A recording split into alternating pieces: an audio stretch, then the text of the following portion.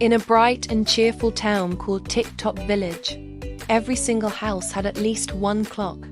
Some clocks were tall and grand, gleaming under the light. Some were round and golden, like little suns on the wall. And some were small and simple, with quiet, friendly faces.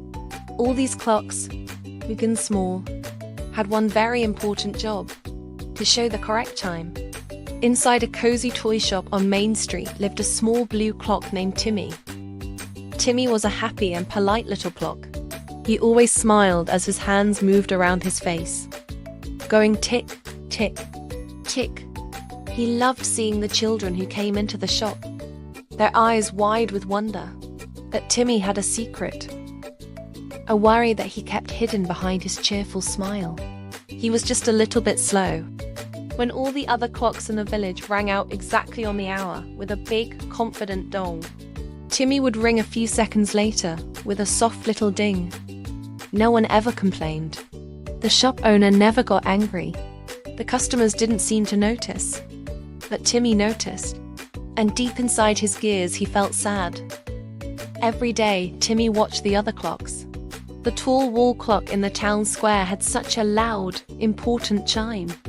The alarm clock on the bedside table rang with a sharp, urgent jolt that got everyone moving. Even the tiny wristwatch on a customer's arm ticked with a smart, precise rhythm. They are all so perfect, Timmy would think to himself. They all have a special job. I'm just slow. I'm not special at all. At night, when the last customer had gone home and the shop was dark and quiet, Timmy's worry grew louder. He would whisper to himself, his voice barely a tick. I wish I were faster. I wish I could be the very first clock everyone heard. Then they would see how important I am.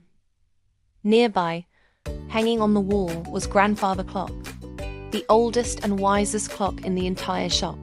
His ticks were slow and deep, a calm and steady tock that had measured time for many, many years. He heard Timmy's sad whispers. In his calm, gentle voice, he said, "Little Timmy, every clock has its own speed. It's what makes each of us unique."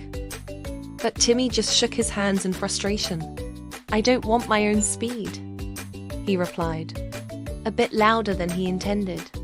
"I want their speed. I want to be fast and important like them." One night, the shop was bathed in the soft glow of the full moon. The moonlight streamed through the window, making everything look magical. As Timmy watched the moonbeams dance on his face, he made a big decision. "I will fix myself," he whispered with determination. "If no one else will make me fast, I'll do it myself." He summoned all his strength and began to work. He pushed his tiny gears, forcing them to turn faster than they were meant to. He tightened his springs until they were wound as tight as they could possibly be. He willed his hands to move quicker, pushing them forward. Tick dash, tick dash, tick. His ticking sounded completely different, quick and frantic.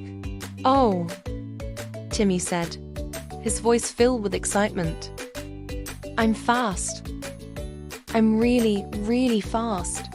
He watched his hands race around his face. For the very first time, Timmy felt a surge of pride. He wasn't the slow little clock anymore. He was going to be the fastest clock in the whole village. The next morning, the shop owner opened the doors, letting the bright sunshine spill in. At exactly 9 o'clock, all the clocks in the village prepared to chime.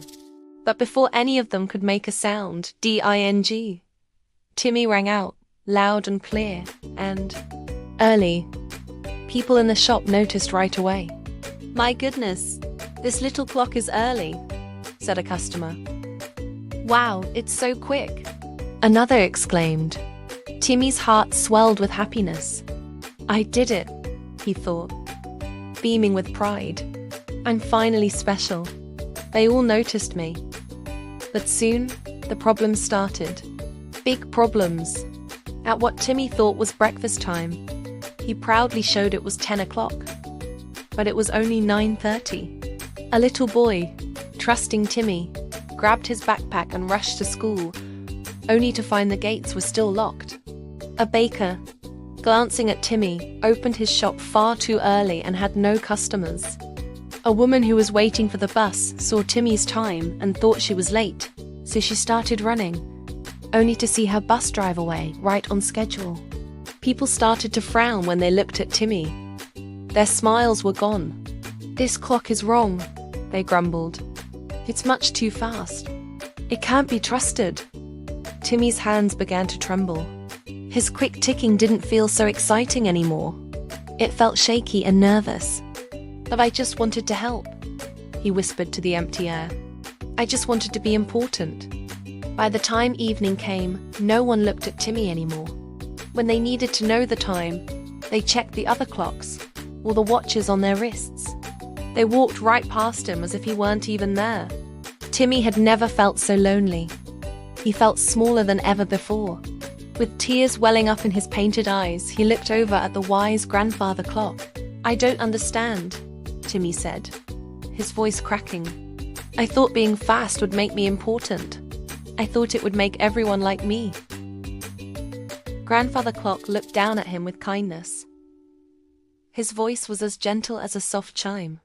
"My dear Timmy," he said, "being fast doesn't make a clock important. Being correct makes a clock important." Timmy's hands slowed down. The words sank in. Correct. He hadn't been correct at all. He had been wrong, and he had caused trouble for everyone. "I made a mistake," he said sadly, his voice barely a whisper. "A very big mistake."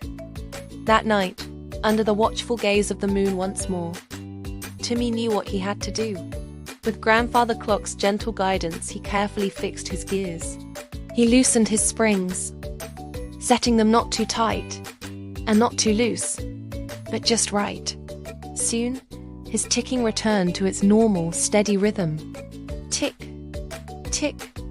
A sense of calm washed over him. "I understand now," he said, looking up at his old friend. "I don't need to be the fastest. I just need to be me." The next morning, as the hour approached, Timmy felt a peaceful confidence. And when the time came, ding, he chimed right on time. Not early, not late, just perfect. People in the shop looked up and smiled. "Ah, this little clock works perfectly now," they said. "It keeps wonderful time." Timmy felt a warmth spread through him, a feeling far better than the frantic pride he'd felt before. He wasn't the fastest clock. He wasn't the slowest clock. He was the right clock. From that day on, Timmy stopped comparing himself to the others. He learned a very valuable lesson. Everyone has their own pace, and rushing ahead often leads to mistakes. What truly matters is doing your job well, with patience and care. And little Timmy? He became one of the most loved and trusted clocks in all of TikTok Village, proving that being true to yourself is the most special thing you can be. Thank you so much for watching. If you enjoyed our story, don't forget to like this video and subscribe to our channel for more adventures. See you next time.